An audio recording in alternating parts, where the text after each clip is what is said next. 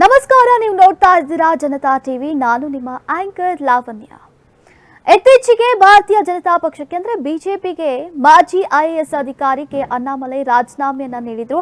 ಅವರ ಈ ರಾಜೀನಾಮೆಗೆ ಒಂದಿಷ್ಟು ಜನ ಒಂದೊಂದು ಆಯಾಮವನ್ನ ನೀಡಿದ್ರು. ಆದ್ರೆ ಇಂದು ಕೆ ಅಣ್ಣಾಮಲೈ ಅವರೇ ತಮ್ಮ ರಾಜೀನಾಮೆಗೆ ಏನ್ ಕಾರಣ ಅನ್ನೋದನ್ನ ಬಿಚ್ಚಿಟ್ಟಿದ್ದಾರೆ. ಹಲವು ವರ್ಷಗಳ ಕಾಲ ಬಿಜೆಪಿಯಲ್ಲಿ ಸಕ್ರಿಯರಾಗಿದ್ದಂತಹ ಅಣ್ಣಾಮಲೈ ತಮಿಳುನಾಡಿನಲ್ಲಿ ಪಕ್ಷದ ಮತಬಲವನ್ನು ಹೆಚ್ಚಿಸುವಲ್ಲಿ ಪ್ರಮುಖ ಪಾತ್ರವನ್ನು ವಹಿಸಿದ್ರು. ಆದರೆ ಬಿಜೆಪಿ ಕೇಂದ್ರ ನಾಯಕತ್ವದ ಕಾರ್ಯವೈಖರಿ ಮತ್ತೆ ನಿರ್ಧಾರ ತೆಗೆದುಕೊಳ್ಳುವಂತಹ ರೀತಿಯ ಬಗ್ಗೆ ಹಲವು ವರ್ಷಗಳಿಂದ ಇದ್ದಂತಹ ಅಸಮಾಧಾನವೇ ಈಗ ಅಂತಿಮವಾಗಿ ಪಕ್ಷದಿಂದ ಹೊರಬರೋಕೆ ಕಾರಣವಾಯಿತು ಅಂತ ಅವರು ಹೇಳಿಕೊಂಡಿದ್ದಾರೆ.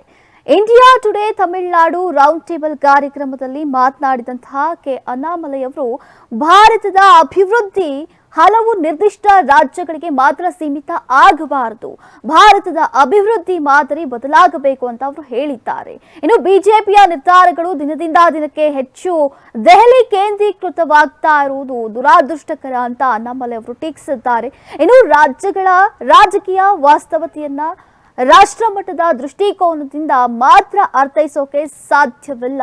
ಸ್ಥಳೀಯ ನಾಯಕರು ಅಭಿಪ್ರಾಯ ಮತ್ತು ರಾಜ್ಯಗಳ ನಿರ್ದಿಷ್ಟ ಅಗತ್ಯತೆಗಳಿಗೆ ಹೆಚ್ಚಿನ ಆದ್ಯತೆಯನ್ನ ನೀಡಬೇಕು ಅನ್ನೋದು ಅಣ್ಣಾಮಲೈ ಅವರ ವಾದವಾಗಿದೆ.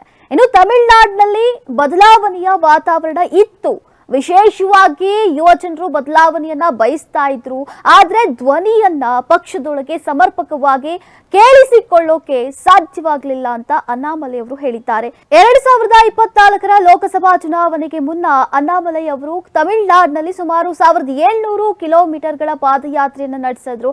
ರಾಜ್ಯದ ಎಲ್ಲಾ 39 ಲೋಕಸಭಾ ಕ್ಷೇತ್ರಗಳಲ್ಲೂ ಕೂಡ ಸಂಚರಿಸಿ ಬಿಜೆಪಿ ಪರ ಪ್ರಚಾರವನ್ನ ಕೂಡ ನಡೆಸಿದ್ರು. ಆದ್ರೆ ನಡೆದಂತಹ ರಾಜಕೀಯ ಬೆಳವಣಿಗೆಯಲ್ಲಿ ಬಿಜೆಪಿ ಎಐಎಡಿಎಂಕೆ ಜೊತೆ ಮೈತ್ರಿ ಮಾಡಿಕೊಂಡಿತು. ಈ ನಿರ್ಧಾರಕ್ಕೆ ಅಣ್ಣಾಮಲೈ ಅವರು ಅಸಮ್ಮತಿಯನ್ನ ವ್ಯಕ್ತಪಡಿಸಿದ್ರು. ಮೈತ್ರಿ ವಿಚಾರದಲ್ಲಿ ಪಕ್ಷದ ನಾಯಕತ್ವದೊಂದಿಗೆ ಭಿನ್ನಾಭಿಪ್ರಾಯಗಳು ಮುಂದುವರೆದ ಬಳಿಕ ಅವರು ಬಿಜೆಪಿಯಿಂದ ದೂರ ಸರಿದ್ರು. ಸದ್ಯ ಅವರು ನೀಡಿರುವಂತಹ ಈ ಹೇಳಿಕೆಗಳು ತಮಿಳುನಾಡಿನ ರಾಜಕೀಯ ವಲಯದಲ್ಲಿ ಸಾಕಷ್ಟು ಹೊಸ ಚರ್ಚೆಗೆ ಕಾರಣವಾಗಿದೆ.